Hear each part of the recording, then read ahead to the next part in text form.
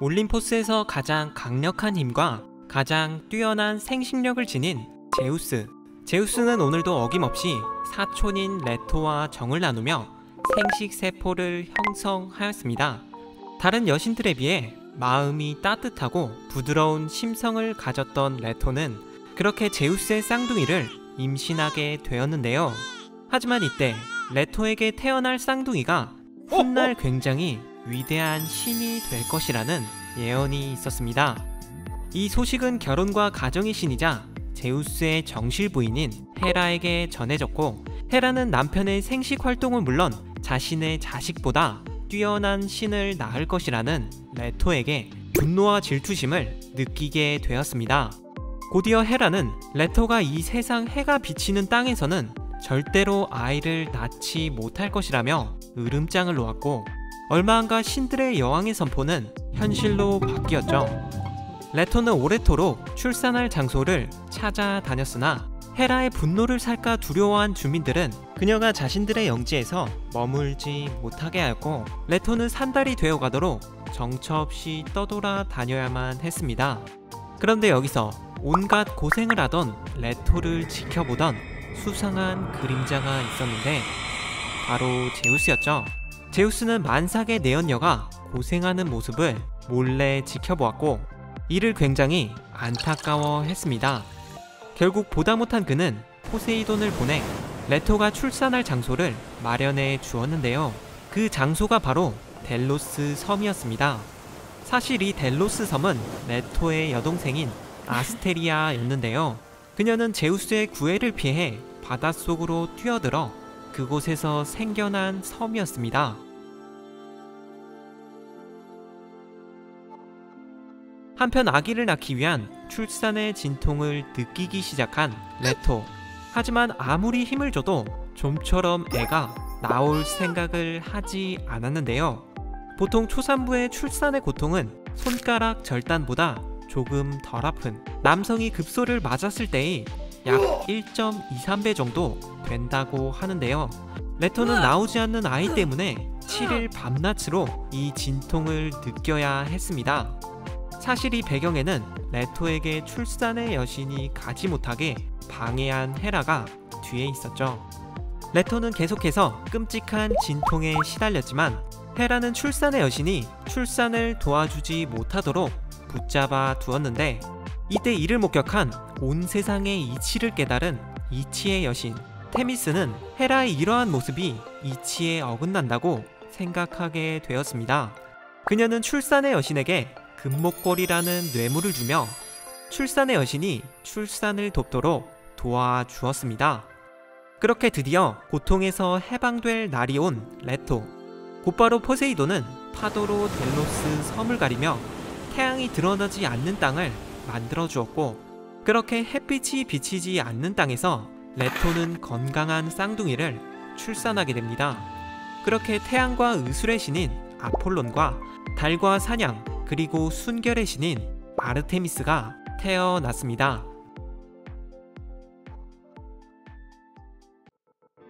아르테미스는 달의 신이자 사냥의 여신으로 그녀는 활발하고 야성적인 성격의 사냥꾼입니다. 그녀는 해가 지고 달이 뜨기 시작할 때면 사냥개들을 이끌고 사냥을 다니곤 하였는데요. 아르테미스는 아폴론과 비슷하게 활의 명수였으며 남매는 자존심이 강하고 감정적인 성격에 인간들에게 굉장히 냉정한 신이었습니다. 특히나 아르테미스는 아폴론을 제외한 남자들을 극도로 싫어했는데요. 그 일화 중 하나에는 악타이온의 이야기가 있습니다. 초승달이 뜬 어느 날 밤, 아르테미스는 ним프들과 함께 숲속의 동굴에서 목욕을 하고 있었습니다. 하지만 이날은 테베의 왕자였던 악타이온이라는 사냥꾼이 사냥개들을 이끌고 숲속으로 사냥을 나선 날이었는데요.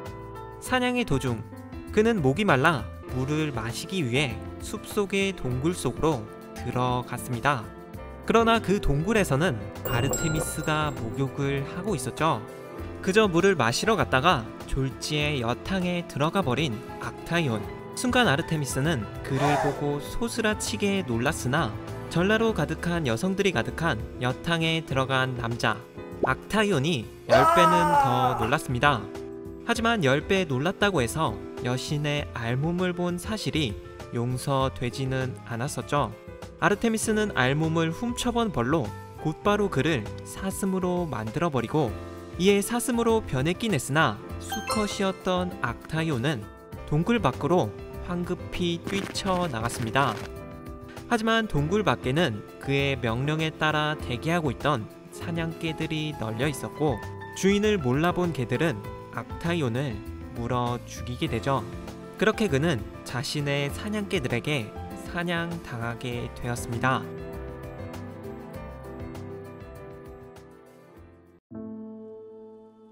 그 밖에도 아르테미스는 3살 때부터 처녀이기로 맹세하였던 순결의 신입니다. 그녀는 스스로는 물론 주변의 님프들에게도 특히나 처녀의 순결성을 강조하였는데요. 그중 순결을 어긴 님프인 칼리스토의 이야기가 굉장히 유명합니다. 아르테미스를 따라 처녀의 순결을 지키고 있던 칼리스토. 하지만 빼어난 미모를 지니고 있던 그녀에게 어느 날 아르테미스가 갑자기 다가와 입을 맞춥니다. 칼리스토는 굉장히 당황하면서 거리를 벌렸으나 아르테미스는 점점 더 가까이 다가왔고, 곧이어 아르테미스로 변신해 있던 제우스가 본래의 모습으로 돌아오더니 그녀에게 생식세포를 강제로 나누어 주었습니다. 그렇게 칼리스토는 순결을 잃어버리고 임신을 하게 되는데요. 그 덕에 그녀는 처녀들만 가득한 아르테미스의 무리에서 임신한 사실을 숨긴 채 조마조마하며 지내야만 했습니다. 하지만 수정한 제우스의 세포 때문에 칼리스토의 배는 점점 더 커져만 갔고, 그러다 아르테미스와 함께 목욕을 가게 되는 날이 찾아왔습니다. 다들 자연스레 옷을 벗으며 목욕을 하고 있었지만 한참 동안 개울가 앞에서 탈의를 주저하던 칼리스토. 결국 수상한 낌새를 눈치챈 동료들이 강제로 옷을 벗기기 시작하였고, 그렇게 그녀는 순결을 잃었다는 사실이 들통나게 되었죠. 이에 아르테미스는 크게 도하면서 곧바로 칼리스토를 무리에서 추방시켰고, 추방된 그녀는 만삭의 상태였기에 곧이어 동굴에서 출산을 해야만 했습니다. 하지만 제우스의 아이를 낳는 이 출산을 헤라가 알게 되는데요. 사실을 알게 된 헤라는 질투심에 분노하며 그녀를 곰으로 만들어 버리게 되었습니다. 칼리스토는 갓 낳은 자식을 두고 곰으로 변하기 시작하였고, 너무나 놀란 그녀는 경황 없이 아기를 두고 동굴 밖으로 뛰쳐나가 버렸습니다. 여기서 홀로 남겨진 칼리스토의 아기는 제우스에 의해 그녀의 외조부의 집안에 맡겨지면서 인간으로서 자라나게 되었고, 뛰쳐나간 칼리스토는 숲속에서 곰으로서 홀로 살아가게 되었습니다. 칼리스토는 평생을 사람으로 살아왔던 터라 정말 하루하루가 고난의 연속이었지만, 그래도 살기 위해서 그녀는 곰의 삶에 적응해야만 했습니다. 그리고 마음 한켠에서 아기를 두고 뛰쳐나갔다는 사실을 잊지 못하였죠. 그렇게 오랜 세월 동안 칼리스토는 곰으로 살아갔는데, 그녀가 살던 숲에서 우연히 성인이 된 아들을 만나게 되었습니다. 비록 오랜 세월이 지났지만 곰은 자신의 아들임을 한눈에 알아보았는데요. 그녀는 너무나 반가운 마음에 점점 아들에게 가까이 다가갔습니다. 하지만 아기 때 헤어진 아들이 낳아준 부모를 알아볼 리 만무하였고, 아들에겐 가까이 다가오는 곰이 그저 커다란 위협일 뿐이었죠. 결국 그는 다가오던 곰에게 활을 겨누며 활 시위를 당기려 했습니다. 하지만 이 순간 모자를 지켜보던 제우스는 그가 활을 쏘기 전에 재빨리 모자를 하늘로 올려 보냈는데요. 제우스는 그대로 그들을 별자리로 만들어 버렸습니다. 그는 비록 헤라가 내린 벌을 없애지는 못하지만 그들에게 별자리가 될 수 있는 영광과 칼리스토가 아들에게 죽게 될 상황을 막아주게 된 것이었죠. 그리고 제우스는 아들을 같은 곰으로 만들어 주었는데, 이때 탄생한 별자리가 지금의 하늘에서 볼 수 있는 큰 곰 자리와 작은 곰 자리였다고 전해지고 있습니다.